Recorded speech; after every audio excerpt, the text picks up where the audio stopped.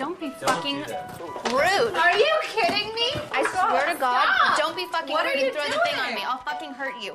Don't do that. Oh my God. What's up, everybody? My name is John, and I want to welcome you all to the first of many episodes of Real HonesTEA. That's HonesTEA, and that's pushed together.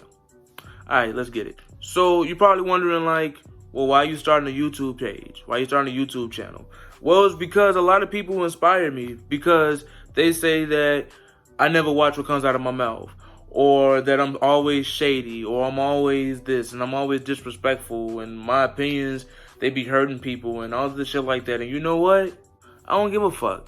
So one of the things that I want to talk about is Tyler Perry's new movie that's on Netflix right now called A Fall from Grace. It's starring Crystal Fox. If you guys are familiar with Crystal Fox, she plays on The Half and Half Nots, which is another Tyler Perry TV show. This is another favorite of mine as well.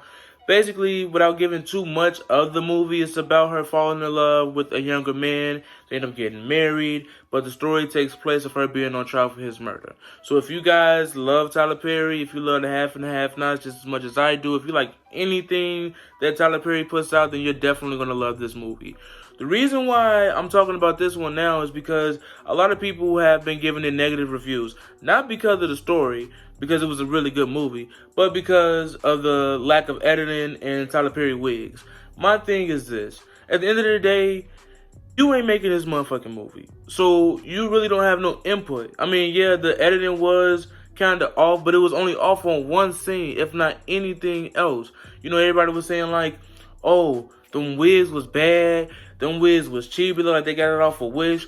But we all know that Tyler Perry been using the exact same wigs that he been using since he was on stage. So I think y'all need to really back off Tyler Perry because y'all doing too fucking much.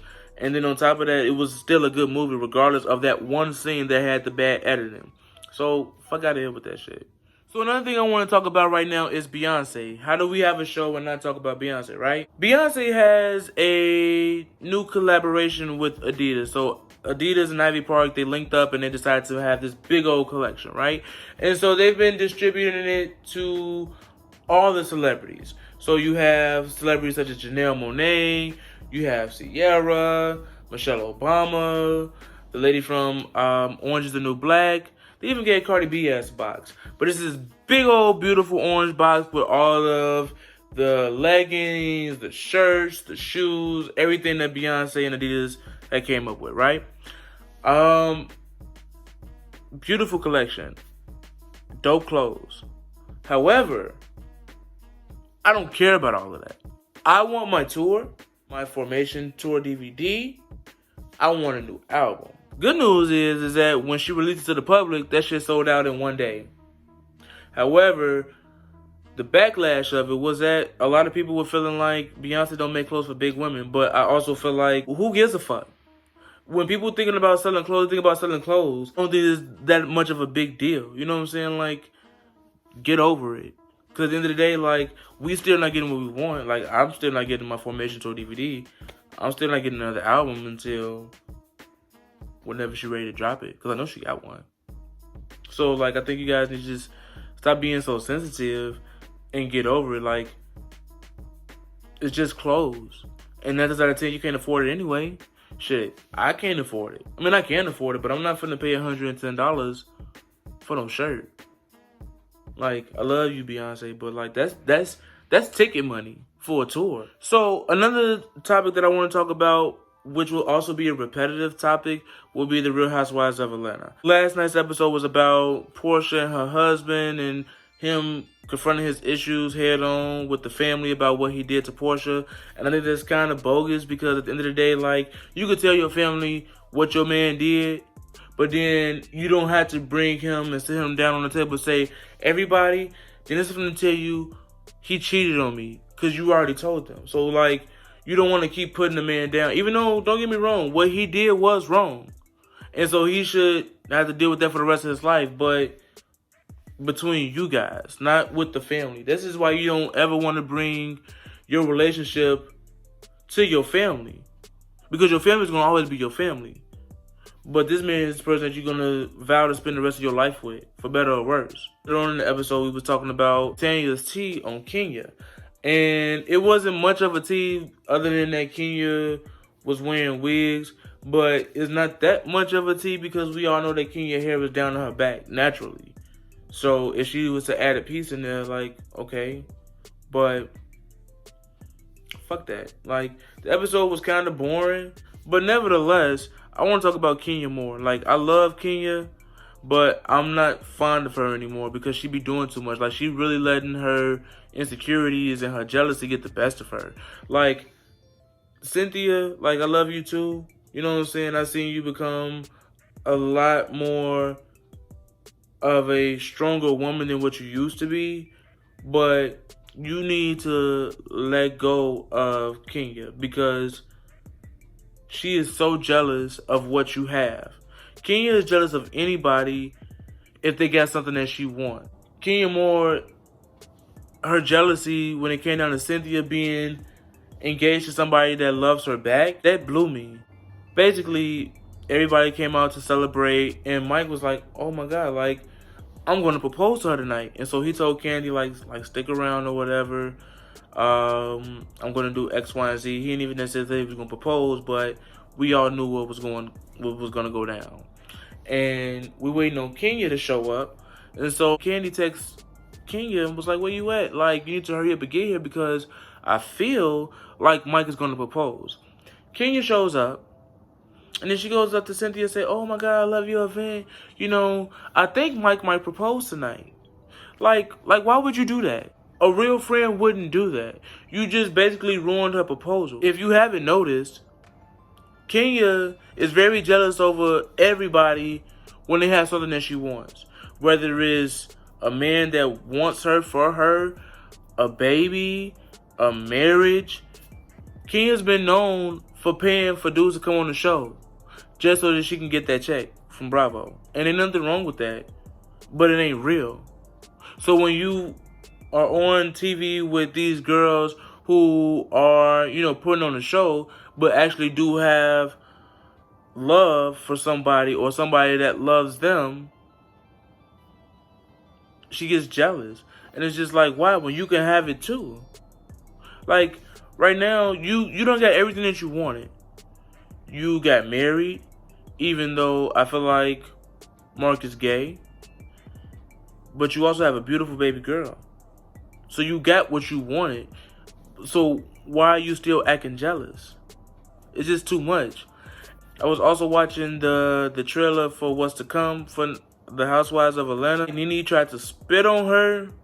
And I got mixed reviews on that too. Because I feel like because Kenya know that there are security guards, and that there are people that's gonna break shit up, she talks the shit that she talk. Kenya likes to poke, and you need to stop poking because when you poke too hard, you're gonna get what's coming to you. It doesn't justify it because I don't never think that Nene was the type of person that would spit on somebody because I just think that she'd just rather beat your ass. This next topic is about Lizzo fat ass on the motherfucking beach. Now, I have no problem whatsoever with big women. I have no problem with big people at all. I'm not a fat shamer. I'm not none of those things that people claim that I am. But I feel like Lizzo wears certain things just to get talked about. Not because she's just comfortable in her own skin. There's nothing wrong with being comfortable in your own skin. But when you look bad, you look bad. Like, for example, when she was at the Lakers game. And she was, she had a cut open shirt with a thong on. And it didn't look good. Oh, that was body shaming. Which is like how? If you look bad, you look bad. But there's the people who are taking it. So yeah, Fat Lizzo was on the beach not giving two fucks in a fucked up swimsuit. And I guess it was a response to what Julia Michaels said. You know, why are you guys promoting this? What's going to happen if she has diabetes? Which I'm pretty sure Lizzo been past that stage of diabetes. But then again, I don't care. I just feel like big women know how to make themselves look good. And Lizzo is trying to give the opposite message. I'm not for sure if you guys watch Power or not, but the whole trending topic right now is who killed Ghost. I personally think that Tasha killed Ghost. If you see the new episode that just went on last week, then you wouldn't think that she the one that killed him. But she has the most motive. You know, she was married to this man. She loved this man. She gave him everything. And all he did in return was cheat on her with multiple women. And then when they were getting a divorce, he even treated her more like shit. A lot of people have been saying this speculation of the lady who's helping him run for mayor killed him. Because that was Terry Silver's sister. People make so much shit up online that it sounds true and it's kind of believable, but at the same time, it's whatever. We'll see it in the end. If you saw last week's episode, it will make you think like, well, did Tasha kill him? But then again, like, I don't want to give too much away. Like I said, I don't want to spoil anything. But it makes you think like, well, damn, who killed him? Because basically, I'm going to do it like this. So if you haven't watched it, here's a spoiler alert. We know that Dre didn't kill Ghost. We know that Paz didn't kill Ghost. We know that Tommy didn't kill Ghost. And the reason why we know that Tommy didn't kill Ghost is because, Ghost died in Tommy's arms. And which is very, very, very sad. And when he looked up, he saw the killer. And he was just getting ready to, like, shoot the killer. And so, because he was just looking like, for real? Like, are you serious? Like, bitch, it was you? And it was just like, okay, well, who could that been? It could have been Tasha. But at the same time, it's just like, you know, that's family. So I don't think he would have did that. Tasha, she had a fucking enough. I don't know. I just want to know who killed Ghost. So now we're going to talk about Joycelyn Savage and Azriel Clay fight at the Trump Towers. I literally thought that I thought that she beat Azriel ass. But when we saw the video, Azriel was getting in that ass. But, not to take away from that, I think the video was really, really sad. Because, at the end of the day, these girls are fighting because of R. Kelly. I don't think that the girls on the Surviving R. Kelly bullshit are lying. But I do think they are over-exaggerating. Most of them are clout chasing. I feel like the ones that are actually victimized, they're not the ones that we're seeing on TV. We're not the ones that we're hearing about in these articles. Because they either are too fucked up to even want to talk about it because they don't want to have to relive it. Or they're just, you know, just like, whatever. It is what it is and I'm done with it. And at first, I used to feel bad for Azriel. But looking at her actions now, ever since the fight incident, I feel like she really clout chasing. Versus Joycelyn, who really is fucked up in the mind because of R. Kelly. I feel bad for Joycelyn because she really is fucked up in the mind because she really feel like R. Kelly like her. Or really does love her. I highly doubt that Joycelyn has any type of talent. I highly doubt she could sing. I highly doubt she could rap. I don't know what the fuck the bitch does. I know she lives to serve and please R. Kelly. I feel bad for Azriel to a point because she probably fell for R. Kelly bullshit. It was just like, oh, you know, I could make you a star. And Azriel could actually sing. But then when she realized R. Kelly wasn't shit like how he said he was, she was like, man, whatever, fuck this shit. At the end of the day, I feel like it's a sad situation overall. But I really feel bad for Joycelyn. Joycelyn met him when she was 19. So she dropped out of college. You know, she was on her way to get an education.